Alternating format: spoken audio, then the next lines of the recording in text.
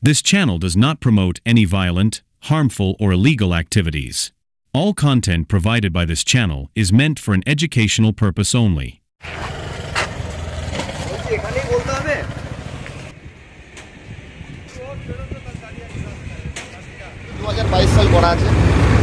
কি নাম উপদানে তন্ময় ঘোষ।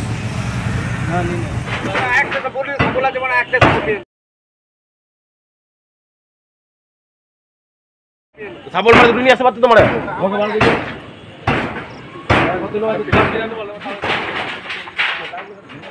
এই এটা খোল তাটা খোল কাটে কাটে ছেড়ে দেব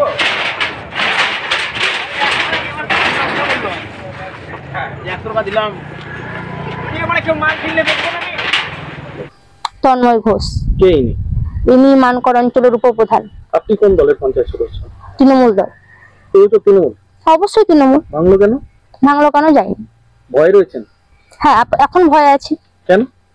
এই মিডিয়া হচ্ছে তার কাছে অবশ্যই সংবাদ যাবে তার বিরুদ্ধে যে আমরা বলতে চাইছি বা কিছু, মানে প্রতিবাদী হলেই মুশকিল। হ্যাঁ অবশ্যই মুশকিল। মানে ভয়ে আতঙ্কে রয়েছেন? হ্যাঁ আছি। এতদিন তো বিরোধীরা বলতো যে আমরা ভয়ে রয়েছি, শাসকের ভয়ে। আপনি তো একজন শাসক দলের পঞ্চায়েত সদস্য, তো ভয় এটা দলের নেতৃত্ব কাউকে জানাননি, উচ্চ নেতৃত্বকে? হ্যাঁ জানিয়েছি। কি বলছেন তারা?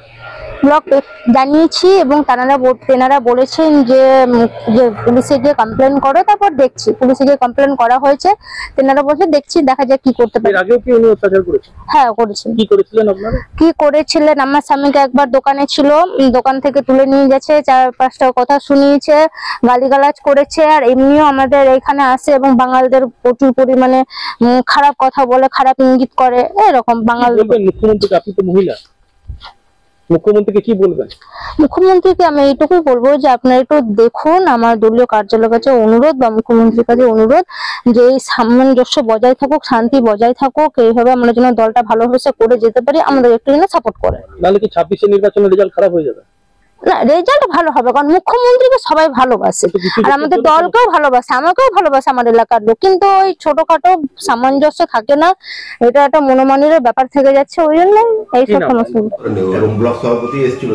ব্লক সভাপতির পারমিশন কিছু ছিল না পার্টিশন করার পেছনে, এমএলএর কোনো পারমিশন নেই, আমি অঞ্চল সভাপতি, আমারও কোনো পারমিশন নেওয়া হয়নি। তারা যেটা করেছিল না, তারা রোডের ওই পারে ক্লাবের দিকে তাদেরকে 10 কাঠা পিটানোর জায়গা ছিল, সেখানটা না করে লোকের জায়গা কিভাবে দখল করা যায় সেই হিসেবে তারা পার্টিশনটা করছে।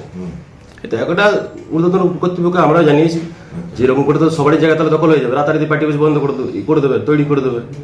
এটা ভাঙার জন্য কি দলীয় কোনো নির্দেশ ছিল নাকি আপনার কাছে? ভাঙার জন্য দলীয় নির্দেশ ছিল আপনার কাছে? ইনলিগাল পার্টি অফিস তো ভাঙতেই হবে। আচ্ছা।